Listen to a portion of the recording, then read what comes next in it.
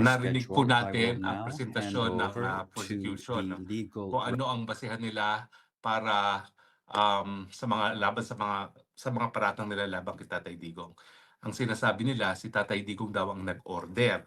Hindi lang yan, siya pa ang bumuo at siya ang nag-uutos sa mga Davao Death Squad victims nung siya ay presidente. At matapos niya maging mayor, naging presidente, ang sinasabi nila, naging malawakan yung ginagawa ni Tatay Digong na ino-order di umano ang pagpatay ng mga kinikilalang mga na nangangalakal sa pinagbabawal na droga. At bukod sa pag-uutos, siya rin nagbibigay ng pondo at siya rin ang nagbibigay ng suporta sa kanila, no? Pati na yung mga pamamaraan para sila mapatay. So, Mother Dragon, nandiyan ka? Bumati ka sa ating mga viewers?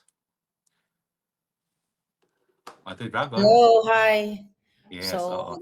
magandang araw po sa inyo lahat. Ayan, pinapakinggan natin ngayon ang mga kasinungalingan na binabato kay Pangulong Duterte at syempre, mga Pilipino ngayon ay nagkakaisa sa pagsuporta pa rin sa ating mahal na presidente all over the world. Natigil lahat halos ng mundo ng mga taga-suporta ni PRRD. Kahit tayo dito, no? Busy dahil tayo may pagtitipon at haharapin natin ang mga nagtatangis o naghihinagpis na mga Duterte supporters. Nandito pa rin tayo nakatutok, folks. Kaya at the end of the day, ang pag-asa lang natin, ang will of God na mapapauwi si PRRD. Okay. Pakinggan natin ngayon ang susunod na nagbibigay ng kanyang no other talumpati. recourse for the victims. Okay, so nag-break na po ngayon ang ICC, no? So far po, dalawa ang napakinggan natin. Ang Deputy Prosecutor na si Nay, na binahagi kung paano ang pananagutan ni Tatay Digong. Siya daw ang nag-utos, siya daw ang namili ng mga gagawa ng krimen, siya daw ang nagpondo, siya daw ang nagbigay ng mga salita na nangangako na hindi sila mapaparusahan kung gagawin nila ang kanyang inuutos sa mga pagpapatay. Pero hindi pa po nila napakita kung nasaan yung ebidensya na ang mga biktima di umano ay naging biktima dahil sila ay mga sibilyan, at yan naman po ang pinaka-importanting elemento ng crime against humanity, na sila ay tinarget dahil sila ay mga kriminal at alam ng mga na nasasakdan ni Tatay Digong na sila nga ay kriminal, no? Narinig din natin ang counsel para sa mga biktima na si Joel Butuyan, at ang sabi po niya ay ang mga Duterte daw po ay talagang nag-i-encourage ng kultura ng impunity, at sinasabi nila na ikinakalat nila yung kultura ng impunity sa pamamagitan ng paggagawa ng mga clones ng mga Duterte. At hindi ko po alam kung saan naman nakita sa Rome Statute yung pananagutan kung nagkakaroon ng clones, no? So far, ang narinig po natin ang panig ng prosekusyon, ang panig ng mga biktima. Hindi pa po natin naririnig ang panig ni Tatay Digong. So, Partner Claire, anong masasabi mo? Well, narinig na natin lahat yung binabato kay PRRD na ang concern nila yung mga biktima daw nitong war on drugs si PRRD ng mga kriminal. Kaya nga ang question namin dito habang kami nakikinig, paano naman yung biktima o biniktima ng mga kriminal na mga napatay? At Kawatan. yung mga Oo, di addict, ba? mga Tama naman, no? pushers. Paano naman yung mga biktima ng kawatan? Nawala ang audio mo. Nawala audio mo, partner. Okay, so can you hear me? Nawala audio. Okay, so I hope meron kayong audio, no? Kriminal na mga napatay. Folks, kasi yung narrative ng prosecution, narinig na natin to eh. Nawala ang audio mo. Nawala audio mo, partner. Wala Okay, po. so can you hear me? Nawala audio. I Okay can na, hear you. narinig na. So, yung mga sinabi ng prosecution, yung mga statements na binanggit doon, nabasa natin lahat to sa mainstream, napanood na natin to, at ang Yan, okay na. mga feeds sa kanilang mga information. Ito yung galing sa mga opposition, sa mga dilawan, mga NPA-aligned, di ba? And now the Marcos administration, talagang ang binato kay Pangulong Duterte, isang angle lang yung tinignan. Kawawa naman daw yung mga biktima na napatay. Eh, yung pinakitang yung naabutan ko 'no, yung video picture na yung iniyayakap nung, relative yung biktima daw. Eh, ano lang yun, acting lang yun ng mga dilawan, eh. Acting lang yun ng mga, nag-oppose kay Pangulong Duterte during that time. Kumbaga telenovela lang yung ginawa nila para, ma-convince yung korte, ang ICC na, na ang Pangulong Duterte ay talagang may mga pinatay o biktima. Eh, patatandaan ninyo in the past, 'di ba? Yung mga pinresent nila, I mean yung mga kinuha nilang mga, testigo, lahat fabricated yun, lahat paid actors. So, ang nakikita natin dito sa pinapresent ng prosecution, hindi na po ito bago. Ito lahat ay mga drama lang at ito ay mga ginawa-gawa nila para idiin ang Pangulong Duterte. Naramdaman ng buong Pilipino kung gaano naging safe ang mga kalsada, mga pamayanan nung panahon na yon.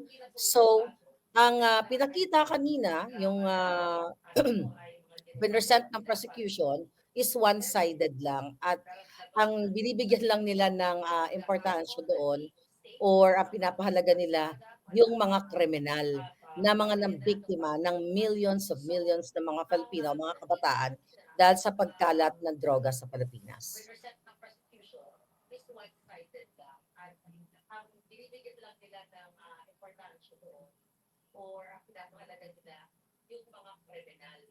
Spokes,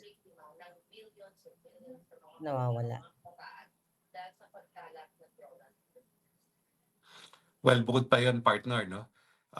Dinitali nga nitong prosecutor kung paano nangako si Tatay Digong bago mag-eleksyon at matapos ang eleksyon nang talagang lilinisin niya ang lipunan ng mga kriminal. No? Ang tanong, ayun naman pala nangako naman pala sa eleksyon at yun ang naging kumbaga husga ng bayan na susuportahan nila yung mga patakaran na susundin ni Tatay Digong. So hindi ba ganyan talaga ang demokrasya na kinakailangan pinaninindigan ang mga pangako ng eleksyon at hindi lamang nangangako at pinapako sa hangin. No? So tingin ko yung talagang pangako niya na talagang hahabulin niya mga kriminal, lalong-lalo na ang mga drug pushers, iyan ang isang pangako na tinupad. At kung yan ay kasalanan, ang tanong, sinong dapat maghusga? Kahit sino bang hukuman o ang tambayang Pilipino? Dahil sa tingin ko naman, nung nangako si Tatay Digong bilang pangako sa eleksyon na gagawin niya yan at ginawa nga niya at siya'y umalis sa opisina na mayroong 80% approval rating, yan ang tamang husga na binibigyang halaga ni Tatay Digong. Kaya nga ang sabi niya, meron siyang kapayapaan sa kanyang kulungan dyan sa dahig dahil alam niya na naging tapat siya sa paninilbihan sa kanyang mga kababayan. Tinupad niya ang mga pangako at talagang binigyan niya ng mas payapang komunidad ang ating mga kababayan. Yung sinasabi ng mga biktima na hanggang ngayon sila'y natatakot, hindi ko maintindihan sa nanggagaling yung pagkatakot na yan.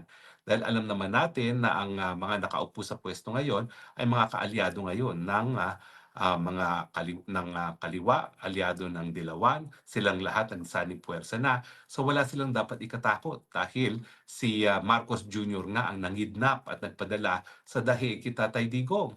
So saan ang gagaling yung takot na yan kung hindi guni-guni lang ng kanilang mga isipan dahil alam naman nila nagipit na ngayon si Tatay Digong, hindi lang nakakulong sa dahig, kung hindi yung sarili niyang anak ay pinapa-impeach. So kung sila yung natatakot lang sila sa sarili nilang mga multo.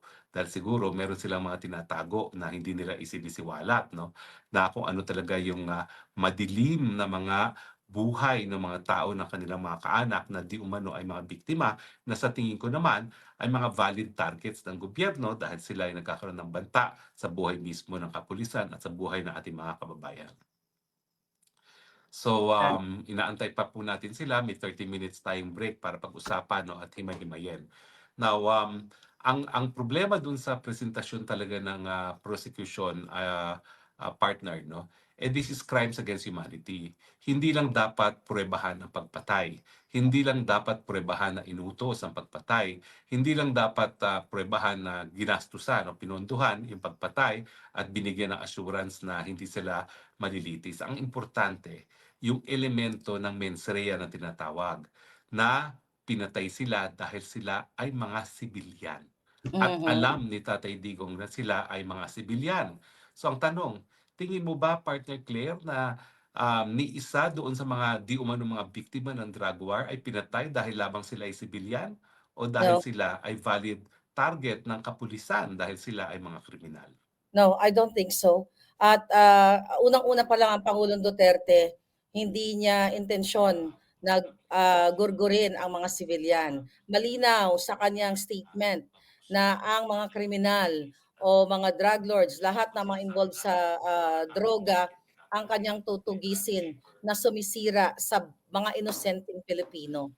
So ako personally hindi ako naniniwala doon sa kanilang bato kay PRRD. Dahil kung totoong gustong gumorgor ni Pangulong Duterte ng mga civilian, dapat yung mga kalaban niya sa politika, nung sa power siya, pinagurgor niya na lahat.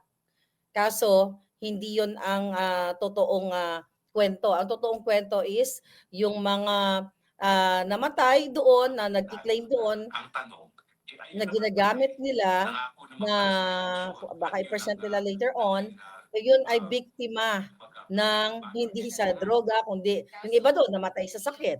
Yung iba doon namatay dahil nag-away sila. Walang kinalaman yung droga, like away ng mga kapitbahay. Dinagdag nila doon sa pagbintang kay PRRD. So yun lang sa akin. Bilang isang supporter sa war on drugs si PRRD, na marami sa mga kababayan natin, kapag-anak natin, kaibigan natin, na nagbagong buhay talaga.